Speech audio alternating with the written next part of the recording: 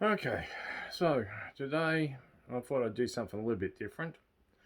I wanted to point out why I actually don't like these Aspie tests. I think I started not liking them when I heard the typical Asperger question many years ago, which went something along the lines of I go into a shop to end up buy a medium size Slurpee, and the person at the counter says, "Sorry, we don't have medium-sized Slurpees at present.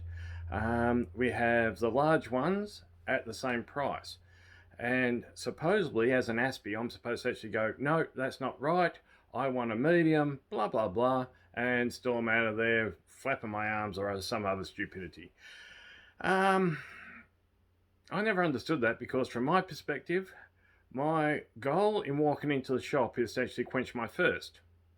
So if I want to actually end up get something which is going to be a Slurpee to quench my thirst, I actually don't really care what size it is as long as it's going to be big enough to quench my thirst. So um, it was a weird one because if the price is the same and I've got the money to actually end up pay for the large one, even if I throw out a quarter of it, which wouldn't happen, then it does the job I actually wanted it to do. So, where do these people come up with these ideas? Now, obviously, as we've just about everyone that's been placed on the spectrum, if we are ASD and we've been assessed in that format, we all get to do the 50 questions. Now, some of those questions are just equally as stupid. Example, I like to do things the same way. It seems to be question one on just about every one of these 50 question type things. Yes, I like to do things the same, but it doesn't mean I'm going to do the same thing every time. Could you imagine driving to work the same way every day? Yep, no worries, do that. There's a car accident. I'm not going to sit at the in the lane waiting for the car accident to get cleared. I'm going to find an alternative way around. This is what an Aspie does. You find a solution. You might not expect to find that or expect the situation to occur, but when it does, you find it. And same as if you've got a partner. Could you imagine making love exactly the same way every single day? Or, well, that might explain why, in some instances, after a couple of years, sexual attraction seems to really drop off, and people are lucky to get it for special occasions like birthdays, Christmas, etc. Because if you do the same thing every single time, nobody is going to want to do that. So I like to do things the same way. Most of the time, maybe. If I've got a choice of a little bit more information, then give me the bloody information and I'll make a decision based upon what information is available. Now, let's go on to, okay, rather than go to a party, then, yeah, so hanging out by yourself rather than go to a party, I think that's, well, I can't speak for everyone, but I know that going into a room which is going to be full of people who I don't know, yeah, no thanks. I get in too much trouble that way. I always get told off because I've gone and said something and done something. Next question. I tend to notice small details that others don't. Yeah, okay, so do I ask somebody else, did you notice that? Like, how am I supposed to end up using that as a baseline? Do I tend to notice small details that others don't? I don't ask others whether or not they noticed it. I know I cut crook at the kids occasionally because of the fact that I feel that they should be taking more information in from their surroundings. And I know that the other day one of my kids ended up thought, oh, I'll get dad, he'll end up stuff this one up. And he asked me a few questions, and of course I was able to answer them, and it's sort of a case of, oh, okay. But they're an exception, or they're a rule. I don't know. Find myself drawn more strongly to people into things or solitary activities. Yeah, well, I don't tend to get drawn to people that much. Enjoy social gatherings. Yeah, well, we already covered that. On many occasions, I've been told that what I've said is impolite. Well, I'm a big bastard. Most blokes don't tend to walk up to me and go, mate, you screwed up. That was really impolite because I was scared I'm going to actually deck them. It's been one of my big bugbears, if you like, is that I wish more people would actually have the courage to actually say, Russell, I don't think you did that correct. I'm not going to fire up about it. I just want to know if it is or isn't right. So, yeah, I actually don't mind that question. I frequently find it hard to keep a conversation going. Well, here I am.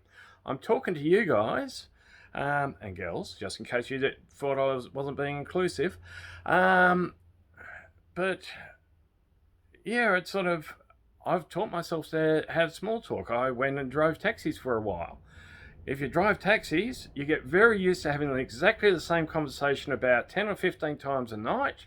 Every second person, well, actually I'd say every person that gets in the cab, 9 out of 10 people that get in the cab will say, how's your night? Well, guess what? After a while, you actually get the response right because people start to actually talk. So the more they talk, the less you have to. So I tend to find that I became very good at small talk. So how does that actually fit within this test? Because I know what the answer was before I drove taxis, and I know what the answer is now. So yeah. Okay, I find it difficult to imagine what it would be like to somebody else. There's a saying out there, walk a mile in your shoes. Like, the best one I've actually heard on that one is, I'll happily walk a mile in your shoes because then you're barefoot, I've got your shoes, and I can run faster. Or I've got a mile head off start, either way. But yeah, it's sort of, yeah, I don't know. Focus more on the whole picture rather than the small details. Seeing the forest for the trees. Can you do that? I have no idea. For me, focusing on the whole picture, it depends. It really does. And that's what it really comes down to. I have no context on the question there. I know as a boss, I have given employees the right to actually do particular jobs and cover off all the smaller details. And I've been bitten in the ass for it. I know that when it comes to any sort of goal setting, you focus on the large and then you narrow it down to the small. So as far as that's concerned, do I focus on the small? Depends. Tend to have very strong interests and get upset if I can't pursue them. Yeah, not so much these days. I'm a lot older. When I talk, it isn't always easy for others to get a word in. As I said, drove taxis. I learned how to actually make sure they do the talking. That way I don't have to. If I get carried away, I have been called, what was it? Rabbit on Russell. Waffle on Russell was another one. Because of the fact that I'll tell 5 versions of the story all at once, which gets really confusing for the typical NT out there.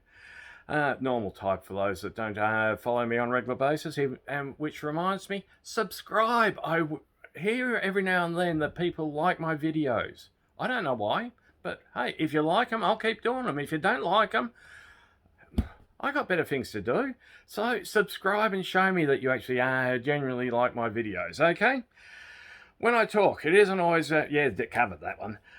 When someone is talking to me, I feel it easier to read between the lines. Yeah, right. Hey, at least that question I've got right. So far we're down to around about 8 questions that are genuine sort of questions that you can actually answer without it being even a thought process.